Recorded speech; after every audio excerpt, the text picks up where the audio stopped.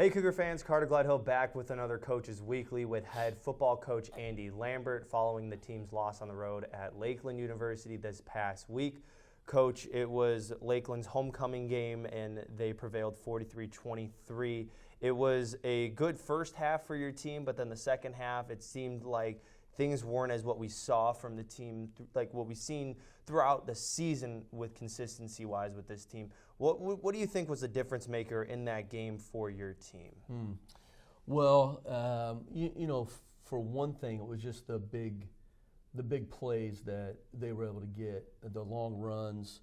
That was just kind of, I think, the foundation of, if you look at the execution and the process, that that was a tough kind of thing. And so they do some things with their quarterback that are different and unique, right? So they go empty, and then he runs it. So going in, we felt like it was a good plan, and we missed some tackles, which hurts. So that was on the one side, and then offensively, when we came out in the second half, we went 3 and out, didn't get a good start to the half, and so we're up whatever we were early, and we had those big kind of run action pass plays, and we just couldn't get rhythm on offense in the second half. So it's just a combination of those two things, kind of where we've been. Is just going into halftime feeling like, okay, man, we've hung in there, we've played hard, we've executed at some level to still be in the game, and then just kind of as we get into late third, early fourth, or once. Sometimes it's later in the fourth, but we let that slip.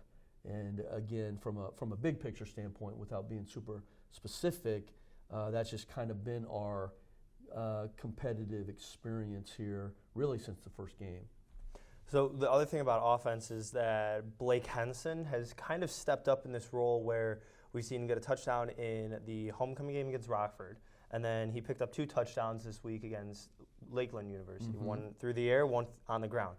What has this role been for him that's kind of evolved? Because I know we talked about it with Adirian, where he had to step up in times where you had injuries and everything. Yeah. But it seems like now that there are guys on this team, as it comes closer to the end of the season, like Jordan White, who led the team with receiving over 74 yards. That was a career high for him. These 2 guys that have kind of evolved into stand-up roles, I should say, or have been getting a little bit more attention as the season's gone on. So let me address Booba. So again, he was at that position where we had so many guys, to start the season. So he just had, it was just hard to get reps once we got through early camp, and we knew coming in based on video and then his camp, we really liked him. And then he had an injury.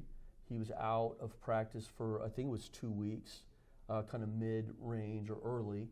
And so that how hard, it's just hard, when you got 2 or 3 other guys who are playing ahead of you. So he's fit that role, and I don't think we're surprised at all by how well he's done and sort of how he's risen to the occasion. But again, he was way down the depth chart and then took an injury to kind of start those first 2 weeks of the season. Jordan, on the other hand, we've known from the beginning that he was going to be a great fit at the tight end, or our H-back. We call it our C position, for whatever random reason that might be.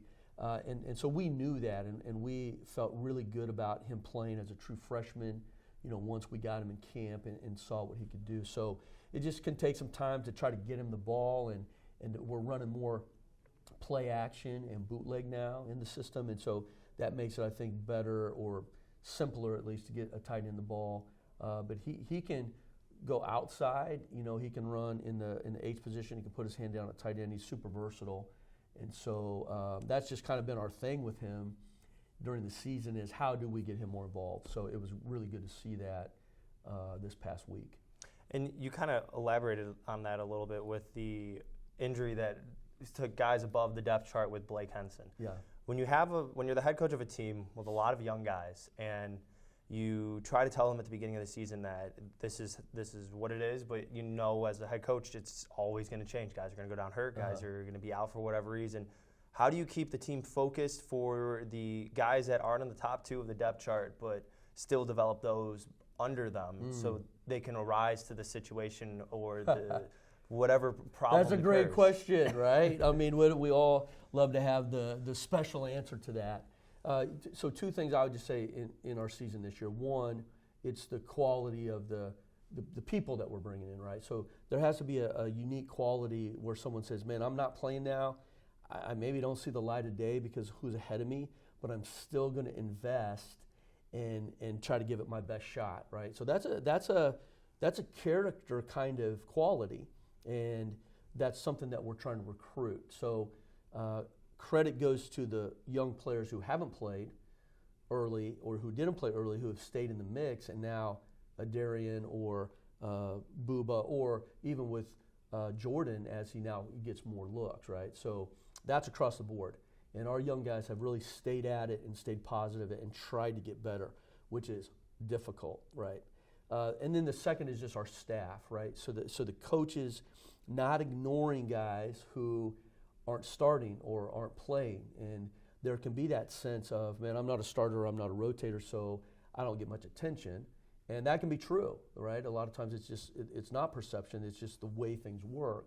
But I think our coaches do a really great job of building relationships and building rapport with guys, especially if they're not playing, right? We used to say all the time that those guys need more sugar. They need more attention precisely because they may not be getting the numbers or the starts. And so I think those two factors are playing into us working real hard right now at being a good team, right? A good culture within the dynamic of our team.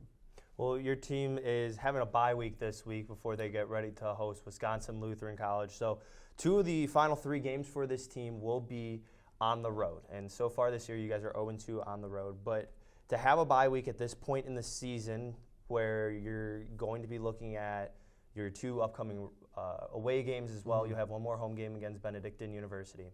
What is the benefit of having a bye week right now in the season, especially coming off of a loss on the road against Lakeland, gearing up for another road task? Yeah, so this is kind of the first place where I've been as a head coach where bye weeks were the norm. And so I think that there was part of this back in the day that really wanted to play, what benefit. A lot of the bye week benefit is based on where it is in the schedule. And so we really like this week. It gives a sort of a break as you go into those last 3 games.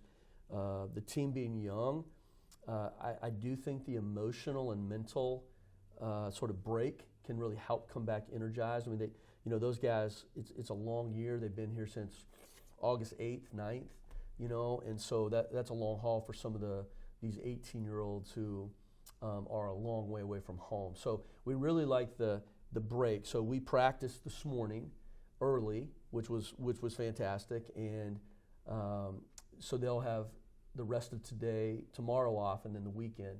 So we're looking at maybe trying to get fresh physically and get everybody who maybe has dinged up back in the rotation when we come back on Monday, and then just the emotional and mental release, kind of to just take a deep breath, relax, and do some things that don't have anything to do with football. And I think our staff will benefit from that too. I got my flannel on today. I'm not in my CUC gear. So I think the program just taking a breath and then with the intent of coming back energized to finish these next 3 weeks out. Well, the Cougars are going to enjoy a much-deserved bye week, as you said. More flannel wearing from Coach Lambert coming up this week as the team gets ready to gear up for next week's contest against Wisconsin Lutheran College. For everything CUC football, always head to cucougars.com. I want to thank Coach Lambert for talking with me this week. Enjoy the bye week. Oh, sure. And can't wait to talk to you about gearing up next week for the WLC game. Thanks. Have a good weekend. Thank you.